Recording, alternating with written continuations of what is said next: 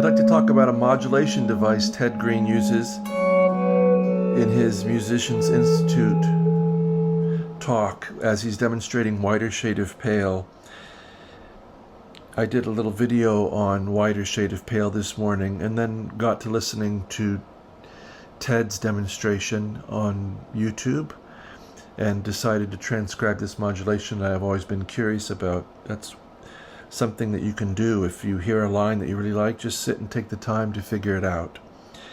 If you've not yet done so, I would appreciate it if you would subscribe to the channel if you're enjoying this kind of content. Like, share, leave a comment.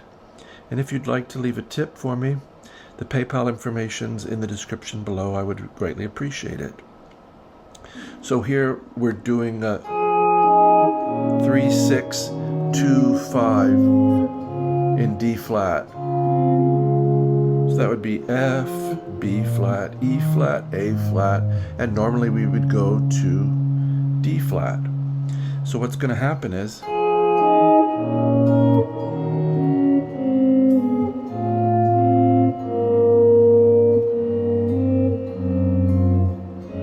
going to get to D flat, but we're going to get there through a rather circuitous route. So we have F minor, a tenth, that mighty interval, 8 and 9 of strings 5 and 2, and the minor 7 leading down to B flat minor. Here I'm catching 6th fret of the 6th frets of the 6th and 3rd strings. And then I'm getting this outer B flat here on the 1st string. So it's 3 notes, but I'm getting them all with a bar. Then we do nearly the same move from F minor. Same deal. E flat minor 7. 6, 7, and 6. E flat, G flat, D flat. Now we get A flat 7, A flat and C, 4 and 5 on string 6 and 3, and again we're getting the outer A flat on the 1st string.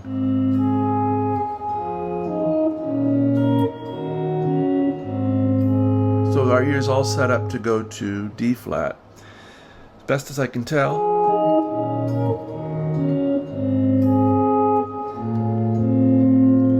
somehow we switch to an F chord in 1st inversion.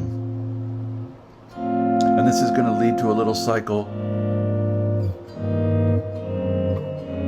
back down to D flat 1st inversion.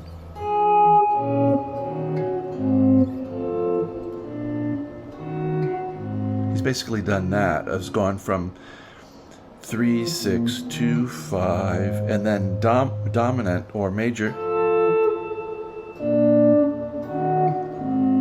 back down.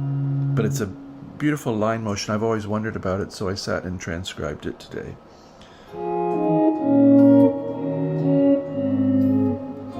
So here's a full F over A with that important F note, which would have been part of our D flat chord. So a little substitution there. A, F, C, F, 5, 3, 5, 6. And then we get this B flat 7 chord. 4, 3, 3, 6. And here he's not playing many notes. I'm giving you the full chord with the F here on the 4th string, but it kind of sounds more like this, where it's just A flat, B flat, and F. But so you know, this is a 3rd inversion B flat 7 chord, B flat over A flat. And then he's going to exploit that motion again. So this would be normally E flat over G, 1st inversion. would be this, but he's leaving some voices out, so it's mostly just a bass note here, but it's meaning E flat major over G. 3 and 3 on strings 6 and 3.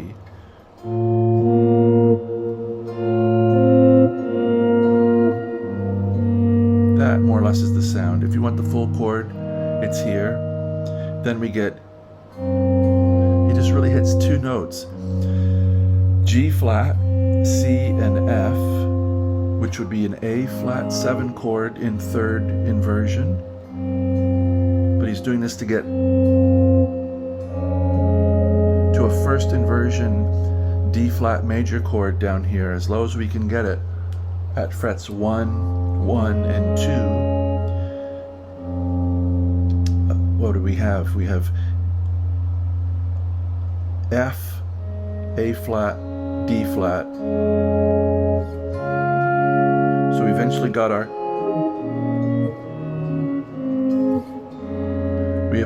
our resolution, but it came after another little cycle.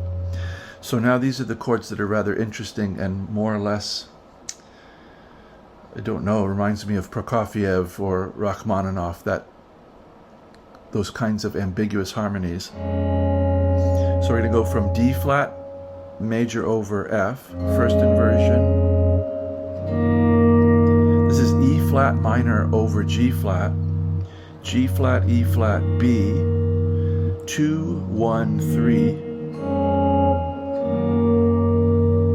and then that becomes E flat 7 over G, so the bass has walked right up.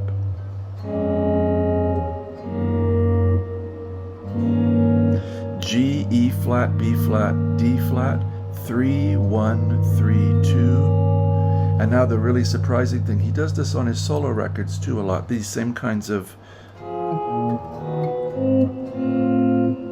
pulling up. It's also in the song, it's Waltz for Debbie.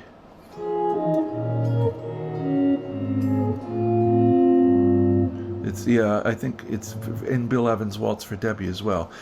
D flat, E flat minor over G flat, E flat 7 over G, and then, really surprising, A major over E. And he's done this to get out of the key of D flat and into the key of A. So, I guess all hinging on that D flat note.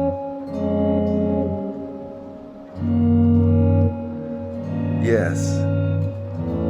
So D flat suddenly becomes C sharp there. It's an A triad, E, A, C sharp, 2, 2, 2 on strings 4, 3, 2 with an E, 6 in the bass. And he uses that.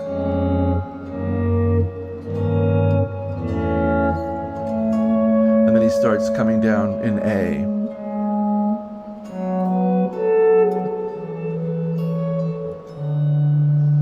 And carries on. So I hope this might be of interest. It's a nice modulation trick. I'll have to work with it myself and see what I can relate it to and maybe integrate it into something. But Ted was brilliant at having modulations that were really unexpected. I know he worked on them very hard. If you look on the lessons page at tedgreene.com, there's whole pages on modulation devices. I do hope this finds you very well, and I wish you, of course, a very good day.